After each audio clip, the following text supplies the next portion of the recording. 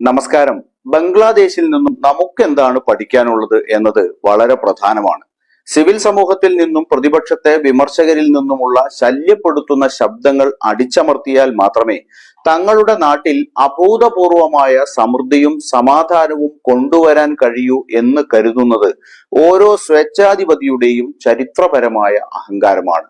ഈ ഭ്രമാത്മക കെണിയിൽ വീഴുന്ന ആദ്യത്തെ ഭരണാധികാരിയല്ല ഷെയ്ഖ് ഹസീന, അവസാനത്തെ ഭരണാധികാരിയുമല്ല എന്നതാണ് ബംഗ്ലാദേശ് നൽകുന്ന പരമപ്രധാനമായ പാഠം. ഒരുപക്ഷെ അതൊരു യാദൃശ്ചികം മാത്രമായിരിക്കാം. ബംഗ്ലാദേശ് പ്രധാനമന്ത്രി ഷെയ്ഖ് ഹസീന ധാക്കയിൽ നിന്ന് പലായനം ചെയ്യാൻ നിർബന്ധിതയാകുന്നതിന് 24 മണിക്കൂർ മുമ്പ് ഇന്ത്യയുടെ ആഭ്യന്തരമന്ത്രി 2029 പ്രധാനമന്ത്രി നരേന്ദ്രമോദിയുടെ ഒഴിവാക്കാനാകാത്ത വാഴ്ചയെക്കുറിച്ച് പ്രസ്താവന നടത്തുകയായിരുന്നു. അമിത്ഷാ ചണ്ഡീഗഡിൽ നടന്ന ചടങ്ങിൽ പറഞ്ഞത്, പ്രതിപക്ഷത്തിന് എത്ര വേണമെങ്കിലും ബഹളമുണ്ടാക്കാൻ ശ്രമിക്കാം, 2029 വീണ്ടും പ്രധാനമന്ത്രി മോദി തന്നെ അധികാരത്തിൽ വരുന്നത് കാണാം എന്നായിരുന്നു. അത്രയ്ക്ക് അയവില്ലാത്ത അഹങ്കാരത്തോടെയാണ് ഷാ അത് പറഞ്ഞത്. അത്തരമൊരു അവകാശബോധം തീർച്ചയായും 2 മാസം മുമ്പ് നടന്ന ലോക്സഭാ തെരഞ്ഞെടുപ്പിൽ മോദി ഭരണത്തിന് വോട്ടർമാർ നൽകിയ തിരിച്ചടി ഗൗരവമായി എടുക്കരുതെന്ന് എല്ലാ ജനാധിപത്യ ഭരണഘടനാ തൽപരരായ പങ്കാളികളോടും സൂചന നൽകുക എന്ന ലക്ഷ്യത്തോടെയാണ് കേന്ദ്ര ആഭ്യന്തരമന്ത്രി അപ്രകാരം പറഞ്ഞത്. ലക്നൌവിൽ തുടങ്ങിയ BJPക്കുള്ളിലെ അസ്വാരസ്യങ്ങളുടെയും ധിക്കാരത്തിന്റെയും മുറുമുറുപ്പുകൾ നിർണായകമായ ഒരു പ്രശ്നമായി വരുന്നത് തീർച്ചയായും മോദി ഭരണ സംവിധാനത്തിന് അറിയാതിരിക്കാനാവില്ല. പ്രതിപക്ഷ പാർട്ടികൾ തെരഞ്ഞെടുപ്പ് നടപടികൾ ബഹിഷ്കരിച്ച ബംഗ്ലാദേശിൽ വിശ്വാസ്യതയില്ലാത്ത ഒരു ക്രമീകരണത്തിന് കീഴിൽ അടുത്തിടെ ഷെയ്ഖ് ഹസീനയും തിരഞ്ഞെടുക്കപ്പെട്ടിരുന്നു എന്നത് മറക്കാനാവില്ല. സ്വതന്ത്രവും നീതിയുക്തവുമായ ഒരു വോട്ടിന്റെ ഭാവം അവിടെ ഉണ്ടായിരുന്നില്ല. തെരഞ്ഞെടുപ്പ് കമ്മീഷനിലെ മോദി ഭരണത്തിന്റെ ഇടപെടൽ കണക്കിലെടുത്ത് BJP വിരുദ്ധ പാർട്ടികൾ 2024 ലോക്സഭാ തെരഞ്ഞെടുപ്പിൽ മത്സരിക്കുന്നതിൽ നിന്ന് വിട്ടുനിൽക്കണമെന്ന് നമ്മുടെ സ്വന്തം രാജ്യത്തും നിരവധി ശബ്ദങ്ങൾ ഉയർന്നു വന്നിരുന്നു.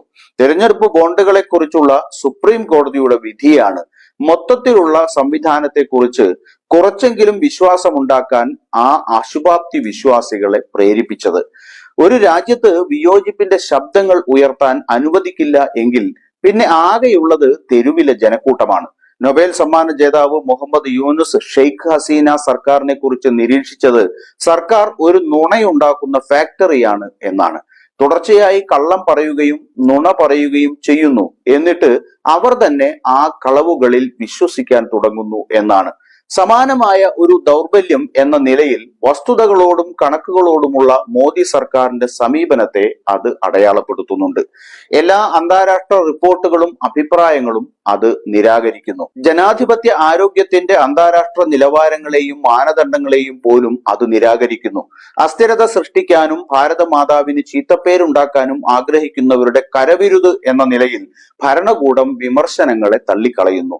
ആത്മപ്രശംസയും സ്വയം പ്രമോഷനുമല്ലാതെ മോദിയുടെ ദശാബ്ദക്കാലത്തെ ഭരണകാലം കാര്യക്ഷമതയില്ലായ്മയും നിർവികാരതയും കഴിവില്ലായ്മയും നിറഞ്ഞതാണ് എന്നതാണ് സത്യം.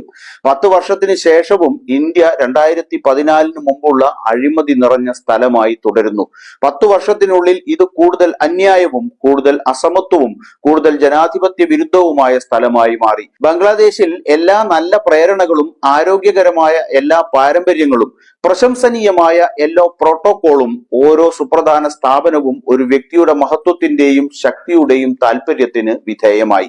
അക്കാര്യത്തിൽ ബംഗ്ലാദേശ് മോഡലുമായി ഇന്ത്യ വളരെ അടുത്തെത്തിയിരിക്കുന്നു. ആഭ്യന്തരമന്ത്രി അമിത്ഷാ എന്തു പറഞ്ഞാലും ജനാധിപത്യം രാജാക്കന്മാരെയോ ചക്രവർത്തിമാരെയോ തിരഞ്ഞെടുക്കുന്നില്ലെന്ന് ബംഗ്ലാദേശ് സംഭവങ്ങൾ നമ്മെ ഓർമ്മിപ്പിക്കേണ്ടത് അനിവാര്യമാണ്. ജനാധിപത്യം പ്രധാനമന്ത്രിമാരെയും പ്രസിഡന്റുമാരെയും തിരഞ്ഞെടുക്കുന്നു.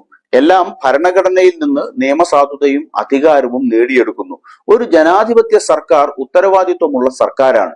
ഭരണഘടനാ പ്രക്രിയകളെ ദുരുപയോഗം ചെയ്ത് ജനാധിപത്യപരമായ ഉത്തരവാദിത്വത്തിൽ നിന്ന് രക്ഷപ്പെടാമെന്ന് BJPയും RSSും വിചാരിച്ചാൽ അവർ വലിയ വില നൽകേണ്ടി വരും. പക്ഷേ ഇന്ത്യയുടെ ഭരണഘടനാ സ്ഥാപനങ്ങൾ അവയുടെ ചൈതന്യം വീണ്ടെടുത്ത് മോദി ഭരണത്തിന്റെ ഭേദപ്പെടാത്ത വഴിപിഴപ്പിനെതിരെ സ്വയം പ്രതിരോധം തീർക്കുമെന്ന് പ്രത്യാശിക്കാം. ധാക്ക, ന്യൂഡൽഹിയിലും ആവർത്തിക്കാതിരിക്കാൻ ആ പ്രതിരോധം അനിവാര്യമാണെന്ന് പറയാതെ വയ്യ.